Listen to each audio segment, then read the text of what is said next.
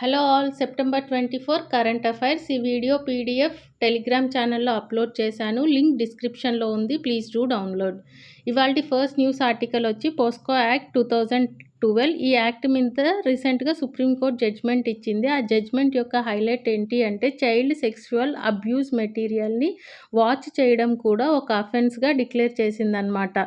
ఈ offence under POCSO act 2012 IT act కింద ఈ రెండు యాక్ట్స్ కింద చైల్డ్ సెక్సువల్ అబ్యూస్ మెటీరియల్ని మనం వాచ్ చేసినా కూడా క్రైమే అని చెప్పి సుప్రీంకోర్టు డిక్లేర్ చేసిందనమాట.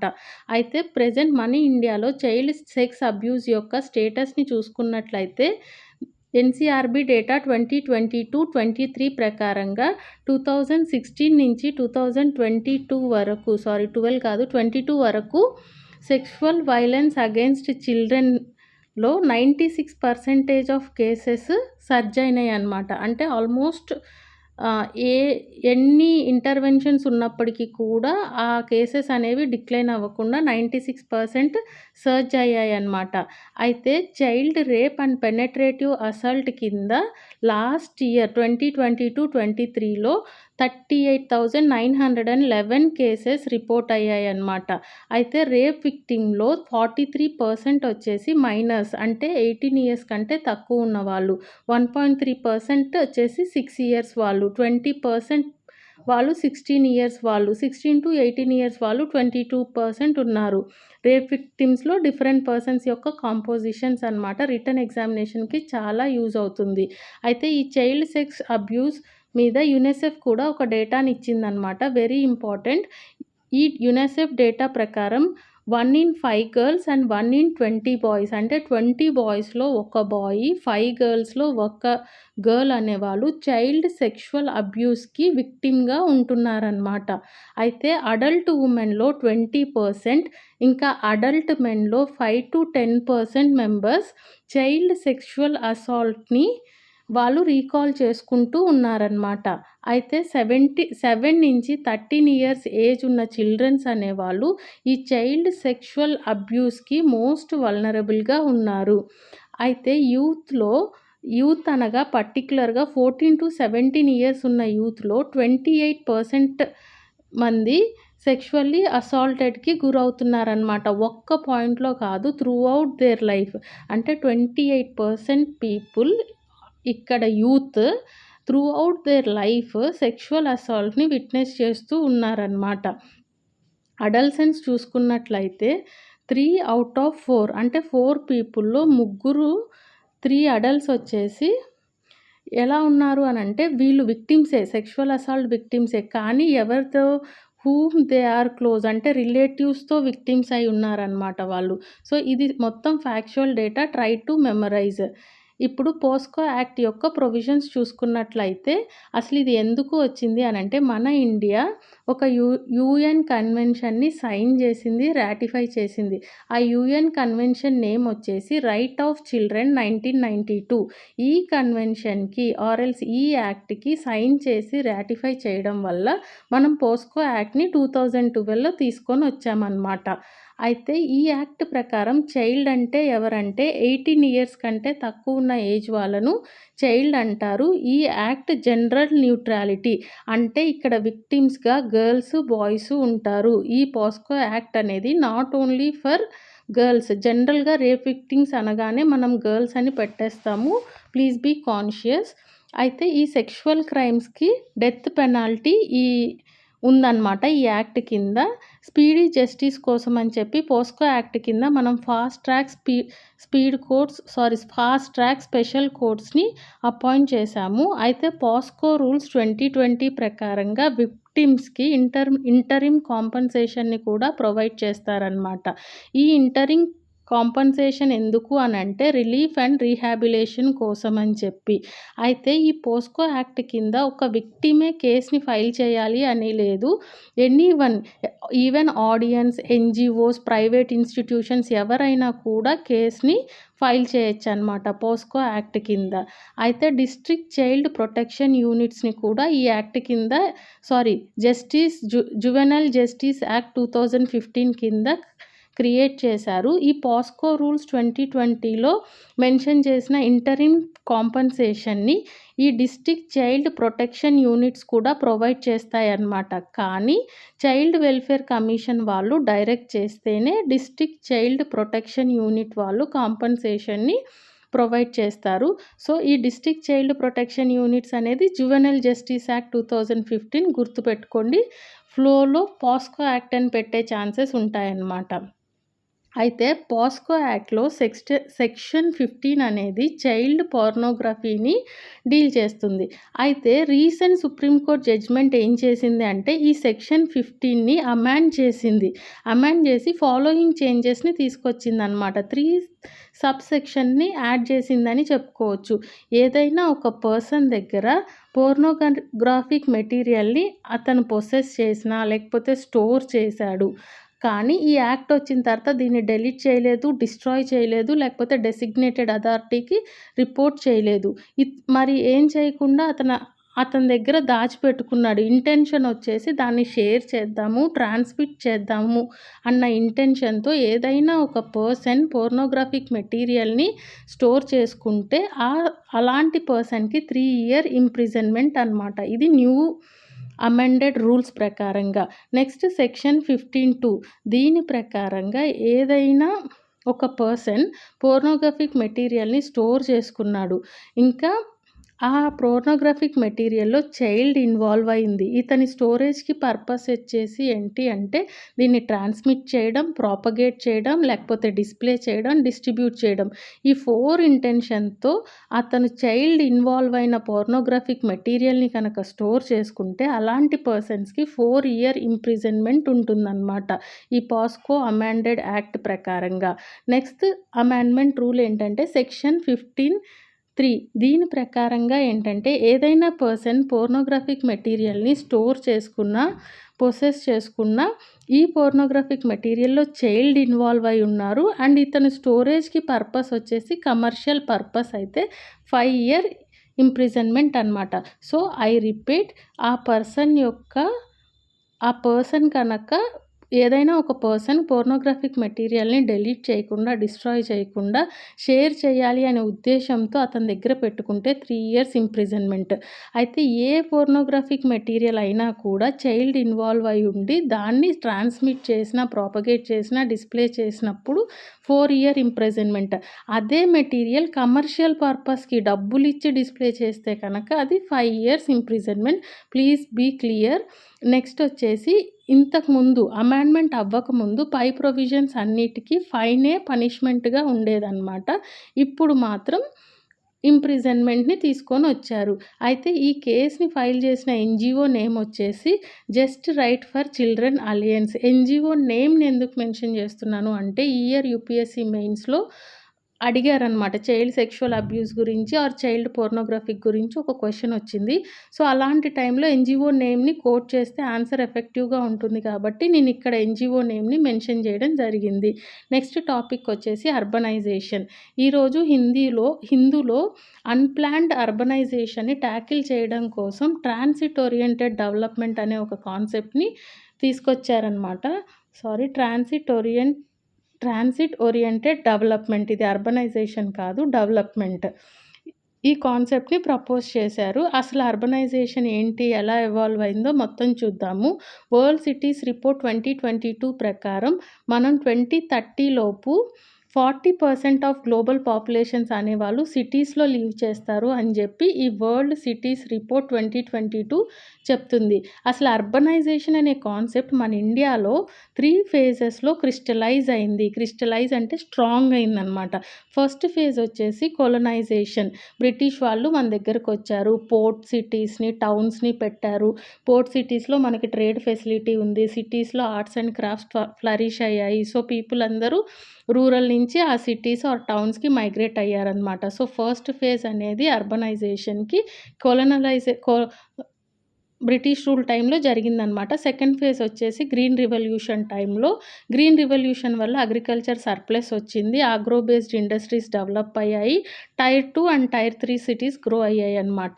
Third and most important phase వచ్చేసి ఎల్‌పీజీ రిఫార్మ్స్. ఇది ఇండస్ట్రియల్ ఆర్ మ్యానుఫ్యాక్చరింగ్ సెక్టార్‌ని బూస్ట్ చేసింది. అర్బనైజేషన్‌ని కూడా చాలా ర్యాపిడ్ అండ్ ర్యాంపెట్‌గా ఇంక్రీజ్ చేసిందనమాట.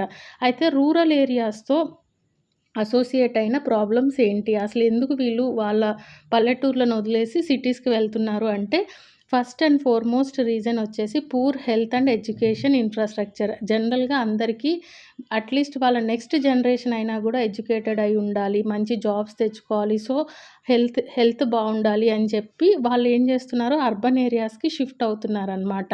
అయితే మినిస్ట్రీ ఆఫ్ ఎడ్యుకేషన్ రిపోర్ట్ ప్రకారం రూరల్ ఏరియాస్‌లో లిటరసీ రేట్ వచ్చేసి 73% ఉంది. అదే అర్బన్ ఏరియాలో 87% ఉందనమాట. ఇంకా రూరల్ ఏరియాస్‌లో ఎంప్లాయ్‌మెంట్ ఆపర్చునిటీస్ అనేవి చాలా తక్కువగా ఉన్నాయి. ఇది సీఎంఐ అంటే centre for monitoring industrial employment report ప్రకారం ఓన్లీ 93% ఉందనమాట. అయితే నెక్స్ట్ లోవర్ వేజెస్ ఒక ప్రాబ్లమ్ రూరల్ ఏరియాస్‌లో. నెక్స్ట్ లివింగ్ స్టాండర్డ్స్ కూడా చాలా పూర్‌గా ఉంటుంది. Vicious cycle of poverty. వాళ్ళెంత పని చేసినా గూడా due to many reasons agriculture crop fail అయిపోవడం, అలా వాళ్ళు ఇండెప్టెడ్‌నెస్‌లో ఉండిపోవడం, ఇలా పావర్టీ అనేది ఒక విషియస్ సైకిల్‌లో ఉంటుందన్నమాట రూరల్ ఏరియాస్‌లో. ఈ అన్ని ప్రాబ్లమ్స్‌ని తప్పించుకోవడం కోసం అని చెప్పి జనాలు అర్బన్ ఏరియాస్‌కి మైగ్రేట్ అవుతున్నారు. సో, అర్బన్ ఏరియాస్‌లో ఉన్న అడ్వాంటేజెస్‌ని చూసుకున్నట్లయితే ఎంప్లాయ్‌మెంట్ ఆపర్చునిటీస్ బావుంటాయి. వేజెస్ కూడా చాలా హైగా ఉంటుంది. వర్కింగ్ కండిషన్స్ బెటర్‌గా ఉంటాయి. స్టాండర్డ్ ఆఫ్ లివింగ్ కూడా చాలా హైగా ఉంటుంది. ఇన్‌ఫ్రాస్ట్రక్చర్ బావుంటుంది. కాస్మోపొలిటియన్ కల్చర్ అంటే త్రూ ఔట్ వరల్డ్ ఎక్కడెక్కడి నుంచో వచ్చిన జనాలు అక్కడుంటారు. And high degree of freedom ఉంటుంది. గ్లోబలైజేషన్ వల్ల బటర్‌ఫ్లై ఎఫెక్ట్ అంటే ఒక హై ఫ్రీడమ్ అనేది చాలా ఎక్కువగా ఉంటుంది. సో, ఇలా అర్బనైజేషన్ యొక్క రూరల్ ఏరియాస్‌లో ఉండే ప్రాబ్లమ్స్‌ని, అర్బన్ ఏరియాస్‌లో ఉండే అడ్వాంటేజెస్‌ని కాంప్రహెన్సివ్‌గా డిస్క్రైబ్ చేశాము. సో, ఎలా అయినా అర్బనైజేషన్‌ని మనం టాకిల్ చేయలేం కాబట్టి, దాన్ని సస్టైనబుల్‌గా మార్చడానికి ట్రాన్సిట్ ఓరియెంటెడ్ డెవలప్‌మెంట్‌ని మనం ఆప్ట్ చేసుకోవచ్చు అని ఇవాల్టి హిందూ న్యూస్‌లో అనాలిసిస్ వచ్చిందనమాట. నెక్స్ట్ ఆర్టికల్ వచ్చేసి డిఫెన్స్ ఎక్స్‌పోర్ట్స్. డిఫెన్స్ ఎక్స్‌పోర్ట్స్ న్యూస్‌లో ఎందుకుంది అనంటే, రీసెంట్‌గా సుప్రీం కోర్ట్‌లో బిల్ ఒక బిల్‌ని సబ్మిట్ చేశారనమాట. ఆ బిల్ ఏం కోరుకుంటుందంటే, మన ఇండియా ఇజ్రాయెల్‌కి డిఫెన్స్ ఎక్స్‌పోర్ట్స్‌ని స్టాప్ చేయాలి. ఎందుకంటే, ఇజ్రాయిల్ అనేది గాజా మీద అలెజెడ్‌లీ అంటే ఆరోపణ మాత్రమే. అలెజెడ్‌లీ క్రైమ్‌ని కమిట్ చేస్తుంది. సో, మనం ఎందుకు అక్కడికి మన ఎక్స్‌పోర్ట్స్‌ని చేయాలి, డిఫెన్స్ ఎక్స్‌పోర్ట్స్‌ని అని చెప్పి బిల్ సబ్మిట్ చేస్తే సుప్రీం కోర్ట్ ఈ బిల్‌ని స్ట్రక్ డౌన్ చేసింది. మెయిన్ రీజన్ ఏంటి అనంటే, ఫారిన్ పాలిసీ అనేది not in the ambit of supreme court. Outside of jurisdiction of supreme court. Very, very important అనమాట. సో, ఫారిన్ పాలిసీ తన యాంబిట్‌లో లేదు కాబట్టి ఈ బిల్‌ని సుప్రీం కోర్ట్ స్ట్రక్ డౌన్ చేసింది. సో, ఇలా జనరల్‌గా ఇప్పుడు ఇది న్యూస్‌లో ఉంది కాబట్టి వేరే కంట్రీస్ ఏదైనా తన ఎక్స్‌పోర్ట్స్‌ని ఇజ్రాయెల్‌కి బ్యాన్ చేశాయా? అలాంటి ప్రొవిజన్స్ ఏమైనా ఉన్నాయా అంటే 3 కంట్రీస్‌కున్నాయి. నెదర్లాండ్స్ వాళ్ళు ఆల్రెడీ F-35 ఫైటర్ జెట్స్‌ని ఎక్స్‌పోర్ట్ చేయడం స్టాప్ చేశారనమాట. యూరోపియన్ యూనియన్‌లో కూడా ఒక లా ఉంది. ఇదేంటంటే ఈ లా ప్రకారంగా ఏదైనా కంట్రీ ఇంటర్నేషనల్ హ్యుమానిటేరియన్ లాని కనుక వయోలేట్ చేస్తే ఆ పర్టిక్యులర్ లాకి యూరోపియన్ యూనియన్ నుంచి డిఫెన్స్ ఎక్స్‌పోర్ట్స్ అనేవి వెళ్ళవనమాట. ప్రొహిబిటెడ్ అయి ఉంటాయి. నెక్స్ట్ యూకేలో ఎక్స్‌పోర్ట్ కంట్రోల్ యాక్ట్ ఉంది. కానీ మన ఇండియాలో మాత్రం ఇలాగ ఇంటర్నేషనల్ హ్యుమానిటేరియన్ లాని వయోలేట్ చేశారు అనే గ్రౌండ్స్ మీద మేము ఎక్స్‌పోర్ట్స్‌ని బ్యాన్ చేస్తున్నామని చెప్పడానికి మాత్రం మన ఇండియాలో ఎలాంటి లా లేదనమాట. అయితే కానీ మనకి ఎక్స్‌పోర్ట్స్‌ని కంట్రోల్ చేయడానికి 2 లాస్ ఉన్నాయి. ఒకటేంటి అంటే ఫారిన్ ట్రేడ్ యాక్ట్ 1992లో సెక్షన్ 35 ఇంకా దీంతో పాటు weapons of mass destruction and their delivery system, prohibition of unlawful activities act 2005. ఒకటి 1992, 2005 ఈ 2 యాక్ట్స్ ప్రకారంగా మనం ఏదైనా ఒక కంట్రీకి మన ఎక్స్‌పోర్ట్స్‌ని రెగ్యులేట్ చేయొచ్చు.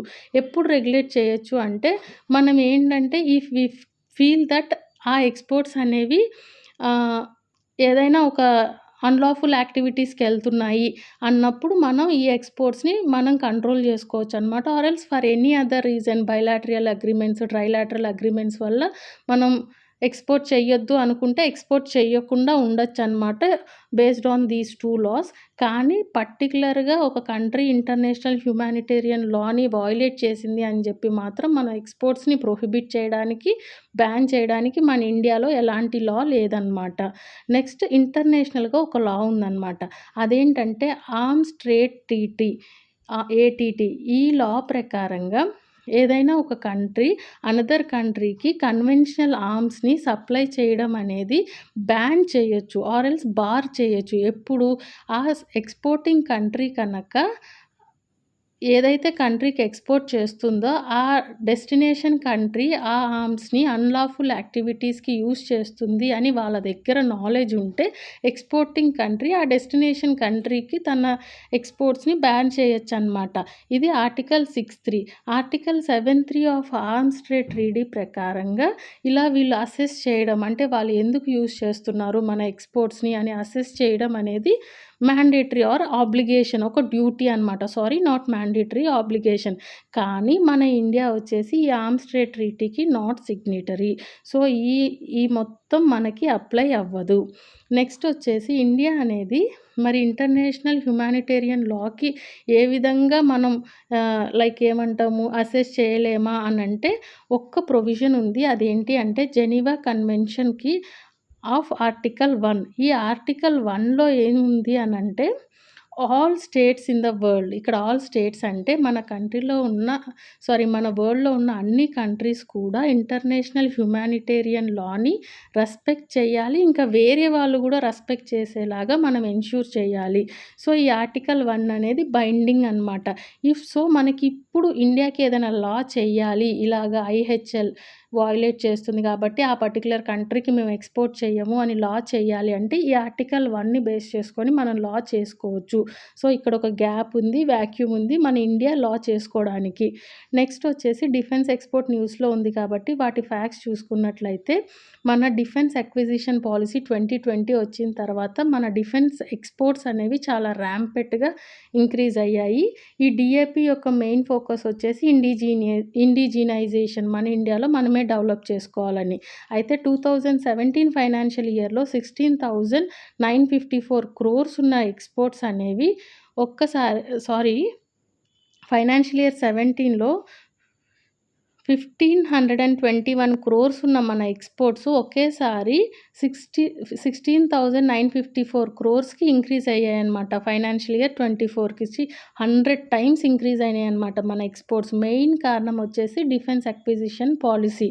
అయితే కంట్రీ డిఫెన్స్ ఎక్స్‌పోర్ట్స్ అనేవి ఈ ఇయర్ ఫైనాన్షియల్ 24లో 20,000 క్రోర్స్‌ని ఎక్సీడ్ చేస్తాము అని మన డిఫెన్స్ మినిస్ట్రీ వాళ్ళు ఎక్స్‌పెక్ట్ చేస్తున్నారనమాట. ఇంపోర్ట్స్ చూసుకుంటే ఇది మాత్రం very important for objective exams and both subjective also. మన ఇంపోర్ట్స్ ఎక్కువ రష్యా నుంచి వస్తున్నాయి. నెక్స్ట్ ఫ్రాన్స్, యూఎస్, ఇజ్రాయిల్ అనేది 4th లార్జెస్ట్ ఇంపోర్టర్ అనమాట ఇండియాకి. UK and others. ఈ డేటా మొత్తానికి సోర్స్ వచ్చేసి ministry of defence. Next article వచ్చేసి డెంగ్యూ ఎందుకు న్యూస్లో ఉందనంటే మన ఇండియాలో డెంగ్యూ కేసెస్ రైజ్ అవుతున్నాయని ల్యాన్సెట్ రిపోర్ట్ ఒకటి పబ్లిష్ చేశారనమాట. సో, అందుకని మనం ఇప్పుడు డెంగ్యూని డిస్కస్ చేద్దాం. డెంగ్యూ అనేది వైరల్ ఇన్ఫెక్షన్ అడీస్ అజిప్టై మస్కిటోతో ఇది ట్రాన్స్మిట్ అవుతుంది. ఇంపార్టెంట్ థింగ్ ఏంటంటే సేమ్ మస్కిటో చికెన్ గున్యా వైరస్ని, జీకా ఫీవర్ వైరస్ని, యెల్లో ఫీవర్ వైరస్ని ట్రాన్స్మిట్ చేస్తుంది. సో, అడీస్ అజిప్టై మస్కిటో అనేది మొత్తంగా 4 టైప్స్ ఆఫ్ డిసీజెస్ని ట్రాన్స్మిట్ చేస్తుందన్నమాట. ఈ మస్కిటో అర్బన్ హ్యాబిటెంట్స్లో లీవ్ చేస్తుంది. అర్బన్ హ్యాబిటెంట్స్ అంటే ఏం లేదండి మన యాక్వేరియంస్, వాటర్ పాండ్స్ ఇలాంటి వాటిల్లో ఇది లీవ్ చేస్తుందన్నమాట. మ్యాన్ మేడ్ కంటైనర్స్ పర్టికులర్గా అర్బన్ హ్యాబిటాన్స్లో మ్యాన్ మేడ్ కంటైనర్స్లో ఇది బ్రీడ్ అవుతుంది. బీక్ బైటింగ్ పీరియడ్ వచ్చేసి ఎర్లీ మార్నింగ్ అండ్ ఈవినింగ్ అనమాట బిఫోర్ డస్క్. అయితే డెంగ్యూ కేసెస్ అనేది ట్రాపికల్ రీజన్లోనే చాలా ఎక్కువగా రిపోర్ట్ అవుతాయి. దీనికి గల మెయిన్ కారణం ఏంటంటే అక్కడ టెంపరేచర్ అనమాట. అది లీవ్ అవ్వాలి ఆర్ ఎల్స్ అది బ్రీడ్ అవ్వాలి అంటే టెంపరేచర్ కావాలి. ఆ టెంపరేచర్ ట్రాపికల్ రీజన్లో ఫేవరబుల్గా ఉంటుందన్నమాట. పర్టికులర్గా Indian subcontinent, southern Africa.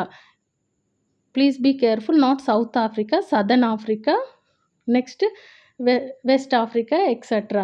అయితే ఈ ల్యాన్సెట్ రిపోర్ట్ ప్రకారం 10 టైమ్స్ స్ప్రెడ్ అయిందనమాట ఈ డిసీజ్ అనేది. అయితే WHO గ్లోబల్ సర్వేలెన్స్ నెట్వర్క్ అనే ఒక గ్లోబల్ డేటాబేస్ ఒకటి ఉంది. ఈ నెట్వర్క్ రిపోర్ట్ ప్రకారం 2023లో అంటే లాస్ట్ ఇయర్ 5.27 మిలియన్స్ ఉన్న డెంగ్యూ కేసెస్ అనేది ఆల్మోస్ట్ డబల్ అయినాయి. 12.06 మిలియన్ కేసెస్ అయ్యాయన్నమాట. ఈ ఇయర్ దట్ టు ఆగస్ట్ వరకే. అప్పుడు ఇయర్ మొత్తం 5.27 ఉంటే ఇప్పుడు ఆల్మోస్ట్ డబల్ అయినాయి. ఇంకా ఎక్స్పర్ట్స్ ఏమంటున్నారంటే చాలా కంట్రీస్ అండర్ రిపోర్ట్ చేశాయి. మొత్తం అన్ని కంట్రీస్ రిపోర్ట్ చేస్తే ఇంతకన్నా ఎక్కువ కేసెస్ ఉంటాయి అని చెప్పి ఎక్స్పర్ట్స్ క్రిటిసైజ్ చేస్తున్నారు. అయితే మన ఇండియాలో అఫీషియల్ డేటా ఏంటి అంటే డెంగ్యూకి సంబంధించి national vector borne disease control programme అన్నమాట. దీని ప్రకారంగా జూన్ 2024 వరకు 32,000 కేసెస్ అండ్ 32 డెత్స్ రిపోర్ట్ అయ్యాయి. 2023తో పోల్చుకుంటే 50% రైజ్ అయింది. అది గ్లోబల్‌గా 100% రైజ్ అయితే మన దగ్గర 50% రైజ్ అయింది అని చెప్పి ఈ రిపోర్ట్ చెప్తుంది. జియోగ్రఫికల్ ఎక్స్పాన్షన్ చూసుకుంటే అన్ని స్టేట్స్ అండ్ యూనియన్ టెరిటరీస్‌లో మనకి డెంగ్యూ ఉందన్నమాట.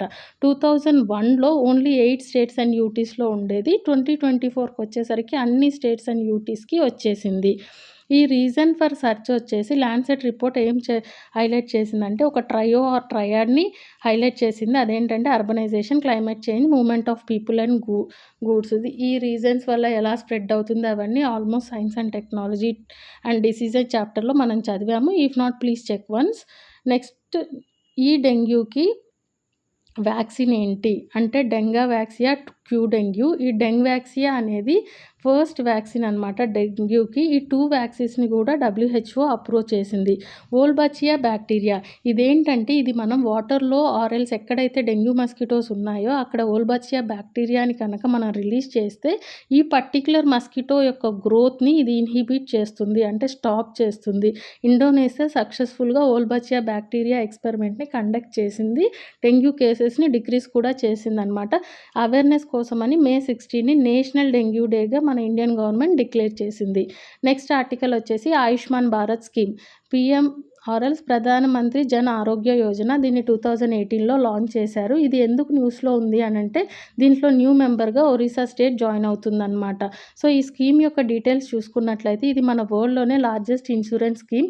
Centrally sponsored scheme. అంటే 60% సెంటర్ ఇస్తే 40% స్టేట్ ఇస్తుంది. If in case hilly and north east రీజన్‌లో అయితే 90% సెంటర్ ఇస్తే 10% స్టేట్ ఇస్తుందన్నమాట. అయితే ఇది కాంప్రహెన్సివ్ హెల్త్ కవరేజ్‌ని ప్రొవైడ్ చేస్తుంది. ఒక్క ఫ్యామిలీకి 5 లాక్స్‌ని ప్రొవైడ్ చేస్తుంది పర్ ఇయర్. ఒక్క ఫ్యామిలీకి ఒక్క సంవత్సరానికి 5 లాక్స్‌ని ప్రొవైడ్ చేస్తుంది.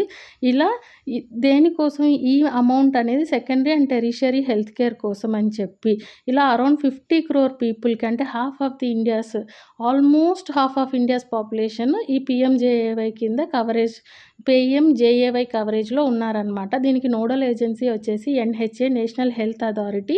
ఇది ఒక సొసైటీ అనమాట. సొసైటీ రిజిస్ట్రేషన్ యాక్ట్ 1860 కింద రిజిస్టర్ అయింది. అయితే ఈ పీఎంజేఏవైలో both private hospitals, public hospitals involve అయ్యారు.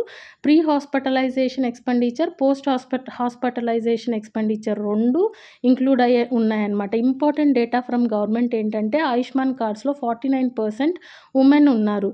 ఇంకా హాస్పిటల్ అడ్మిషన్స్ మొత్తం 7.79 crores ఉంటే దాంట్లో 3.61 crores ఉమెనే అడ్మిట్ అయ్యారనమాట. ఇంకా 57% ఆఫ్ ఆయుష్మాన్ భారత్ అనేది పబ్లిక్ హెల్త్ కేర్‌లోనే ఉంది ఇప్పుడు 57%.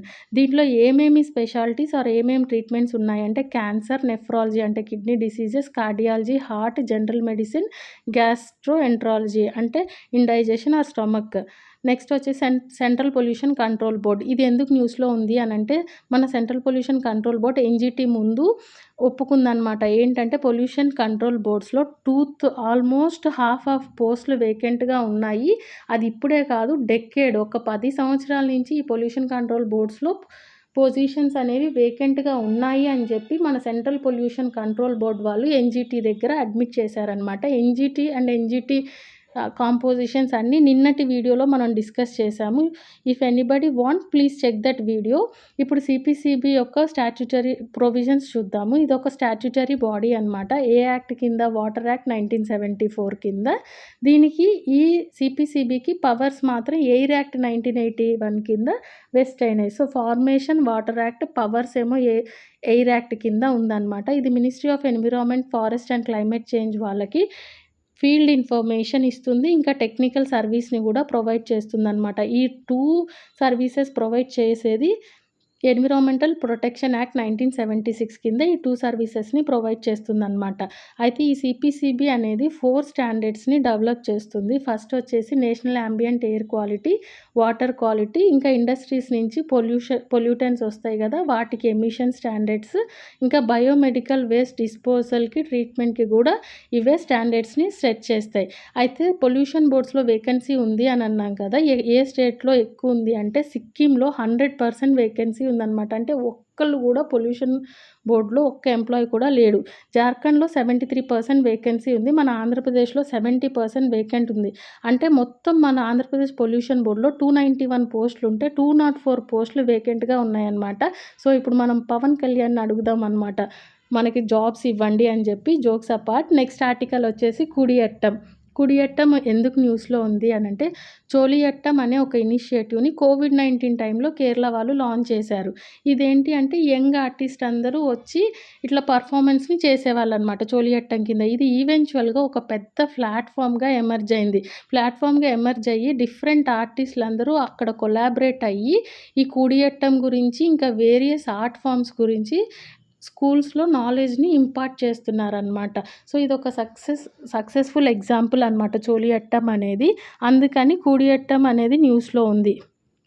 చోలియట్టం అనే ప్లాట్‌ఫామ్ మీద కుడియట్టం డాన్స్‌ని ఆర్ థియేటర్ ఆర్ట్‌ని వీళ్ళు పర్ఫార్మ్ చేస్తారనమాట. కూడియట్టం అనేది ఓల్డెస్ట్ ట్రెడిషనల్ థియేటర్ ఫామ్. అంటే వీళ్ళు డ్రామాలు, మేల్ అండ్ ఫీమేల్ కలిసి డ్రామాలు చేస్తారనమాట కూడియట్టం అంటే. అయితే ఇది సాంస్క్రిట్ డ్రామా అనమాట. వీళ్ళు ఎక్కడైతే ఏ స్టేజ్ మీద అయితే డ్రామాని చేస్తున్నారో వాటిని కుట్టం పల్లమ్స్ అంటారు. ఈ డ్రామాలో మేల్ పర్ఫార్మర్స్‌ని చకయార్స్ అని, ఫీమేల్ వాళ్ళని నంగయార్స్ అని అంటారు. యునెస్కో ఇంటాంజిబుల్ హెరిటేజ్ స్టేటస్‌ని కూడా కుడియట్టంకి ఇచ్చింది. So Koodiyattam is art form of Kerala. ఇది థియేటర్ ఆర్ట్ ఫామ్ అనమాట. నెక్స్ట్ తెలంగాణ న్యూస్ చూసుకున్నట్లయితే one state one digital card. Telangana government వాళ్ళు దీన్ని పైలట్ ప్రాజెక్ట్ కింద ఇంప్లిమెంట్ చేయాలి అని డిసైడ్ చేశారనమాట. ఈ one state one digital card కింద ఒక్క ఫ్యామిలీకి ఒక ఫ్యామిలీ డిజిటల్ కార్డ్‌ని ఇస్తారనమాట. ఈ కార్డే మన రేషన్‌కి, హెల్త్‌కి, వెల్ఫేర్ స్కీమ్స్‌కి మొత్తానికి సింగిల్ కార్డ్ అనమాట. దీన్ని ఫస్ట్ పైలట్ బేసిస్‌లో ఎవ్రీ కాన్స్టిట్యుయెన్సీలో 1 టౌన్ అండ్ 1 విలేజ్‌లో ఇంప్లిమెంట్ చేస్తారనమాట ఈ స్కీమ్‌ని. నెక్స్ట్ ఆర్టికల్ వచ్చేసి mpox clade 1B strain. Monkey పాక్స్‌లో క్లాడ్ 1B స్ట్రెయిన్ అనేది మన ఇండియాలో ఇప్పటివరకు రిపోర్ట్ అవ్వలేదు. ఫస్ట్ టైం కేరళ మల్లాపూర్ డిస్ట్రిక్ట్‌లో రిపోర్ట్ అయిందనమాట. అయితే ఈ స్ట్రెయిన్‌ని WHO public health emergency of international కన్సర్న్‌గా లాస్ట్ మంతే డిక్లేర్ చేసింది. అయితే ఈ క్లేడ్ 1 అనే స్ట్రెయిన్ అనేది క్లేడ్ 2 స్ట్రెయిన్ కంటే మోర్ ఇన్ఫెక్షియస్ అండ్ డెడ్లీ. ఈ క్లేడ్ 1 స్ట్రెయిన్ వచ్చేసి సెంట్రల్ ఆఫ్రికాకి ఎండెమిక్ అయితే, క్లేడ్ 2 వచ్చేసి వెస్ట్ ఆఫ్రికాకి ఎండమిక్ అనమాట. సో క్లేడ్ 1B అనేది ఏ డిసీజ్‌కి అసోసియేట్ అయింది అన్నా కూడా మనం మంకీ పాక్స్ అని ఆన్సర్ చేయొచ్చనమాట. ఇప్పుడు క్లేడ్ 1 కంటే క్లేడ్ 1B ఇంకా ర్యాపిడ్‌గా స్ప్రెడ్ అవుతుంది. మంకీ పాక్స్ డిసీజ్ గురించి చూసుకున్నట్లయితే ఇది ఒక viral disease, infectious viral disease.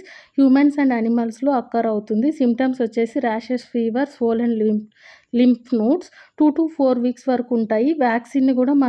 Vaccine ఇచ్చి మనం ప్రివెంట్ చేయొచ్చు. ఫస్ట్ టైం డెన్మార్క్‌లో మంకీస్‌లో రిపోర్ట్ అయిందనమాట 1958లో. హ్యూమన్స్‌లో 1970లో కాంగోలో రిపోర్ట్ అయింది. మన ఇండియాలో ఫస్ట్ టైం ఎప్పుడొచ్చింది అనంటే 1 జూలై 2022లో వచ్చాను. రీసెంట్‌గా టీఎస్‌పీఎస్సీ కండక్ట్ చేసిన ఎగ్జామ్స్‌లో కూడా మంకీ పాక్స్ ఫస్ట్ టైం ఎక్కడ రిపోర్ట్ అయింది అనేవి క్వెషన్ అడిగారు. అందుకే 3 ప్రొవైడ్ చేశాననమాట.